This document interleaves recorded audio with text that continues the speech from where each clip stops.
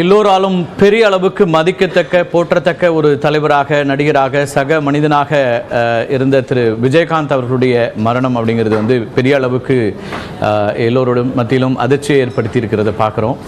தொண்டர்கள் இன்னும் மருத்துவ அறிக்கை வரலை, அதிகாரப்பூர்வமாக என்ன பிரச்சனை என்பது மருத்துவ அறிக்கை கூடிய விரைவில் வர இருக்கிறது. அதுக்கு முன்னதாக அவரோடு இருக்கக்கூடிய பார்த்தசாரதி உள்ளிட்டவர்கள்லாம் அவருடைய மரணம் உள்ளிட்ட அந்த அவங்களுடைய கண்ணீரை வெளிப்படுத்தி பார்த்தோம். நம்மோட புதுச்சேரியினுடைய துணை ஆளுநர் தமிழிசை சவுந்தரராஜன் அவர்கள் இணைப்பில் இருக்கிறாங்க.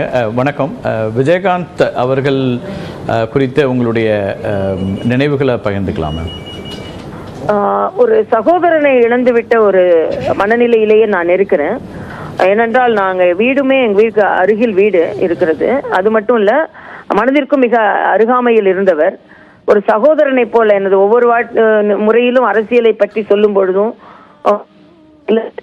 நான் கவர்னர் ஆன போகவும் மிகவும் மகிழ்ச்சி அடைந்து அவங்க அக்கா பிரேமலதா அவர்களை நேரடியா போய் அந்த நிகழ்ச்சியில நீங்க கலந்துட்டு வரணும் அப்படின்னு சொல்லி அவரை அனுப்பி வைத்தவர். மிகவும் ஒரு நல்லவர், அரசியல்ல நல்லவர், திரை உலகில நல்லவர், ஒரு சகோதரனான ஒரு நல்லவர், ஒரு நல்லவரை இழந்திருக்கிறோம். அவரோட திறமைக்கும் அவரோட மக்கள் அன்புக்கும், அதாவது அக்கறைன்றதை நான் ரொம்பவே பார்த்துருக்கிறேன். அந்த அக்கறை, எல்லாரும் நல்லா இருக்கணும், எல்லாருக்கும் எல்லாம் கிடைக்கணும் அப்படின்ற அக்கறை. இன்னொன்று, ஒரு விகல்பம் இல்லாத, ஒரு வஞ்சகம் இல்லாத ஒரு மனிதர். அரசியல்ல அதனாலதான் அவரால் முழுமையா வர முடியலையா, சாதிக்க முடியலையா என்ன தெரியல. ஒரு சூழ்ச்சியே இல்லாத ஒரு மனிதர். ஆக ஒரு எல்லா நிலைகள்லையுமே நீங்க குறிப்பிடுறது போல ஒரு சக மனிதரா அல்லது நடிகராக, நடிகர் சங்க தலைவரா, அரசியல் இயக்கம் தொடங்கிய பிறகும் கூட அத்தனை கட்சிகள்லையும் ஒரு பெரிய அளவுக்கு நண்பர்களை கொண்டவர்களா நீங்க தொடர்ச்சியா பயணிச்சிருக்கீங்க. ஏன்னா அரசியல் ரீதியாகவும் கூட பேச்சுவார்த்தைகள் அல்லது அவங்க குடும்பத்தாரோடைய நெருக்கமான நட்பும் இருக்கக்கூடிய ஒருத்தர் தான். கடந்த சில ஆண்டுகளாகவே அவருக்கு வந்து உடல்நலம் பாதிக்கப்பட்டு பல்வேறு சிகிச்சைகள் அமெரிக்கா வரைக்கும் போயிட்டெல்லாம் வந்தாங்க. ஒரு சக மனிதரா அவரை எப்படி பார்க்குறீங்க? ஒரு அரசியல் கட்சி தலைவர் என்பதெல்லாம் கடந்து யாரெல்லாம் எங்கெல்லாம் கவலையில் இருக்காங்களோ, சினிமா துறையில பலரும் சொல்ல கேள்விப்பட்டிருக்கிறேன், எந்த பிரச்சனைனாலும் உதவி செய்யக்கூடிய முதல் நபராக உதவி அனுப்புறது மட்டும் இல்ல, அவர் வீடு கிட்டே நான் பார்த்திருக்கேன். அதாவது வீட்டு முதல்ல ஞாயிற்றுக்கிழமை அவர் தொண்டர்கள் வந்து பார்க்க வருவாங்க. என்னோட வீடு அடுத்த தெருதான்.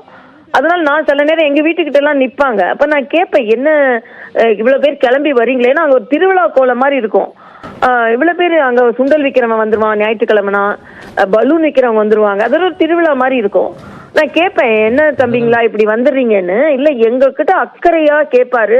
எங்க வீட்டுல ஏதாவது பிரச்சனைன்னா கூட நாங்க வந்து சில உதவிகளை நாங்க வாங்கிட்டு போவோம் அப்படின்னு சொல்லி ஒரு ஒரு ஃபேசினேஷனோட வர்ற மாதிரி தெரியாது, ஒரு அன்போட வர்ற மாதிரி தெரியும் எனக்கு. அதனால அனுபவபூர்வமா நான் உணர்ந்திருக்கிறேன்.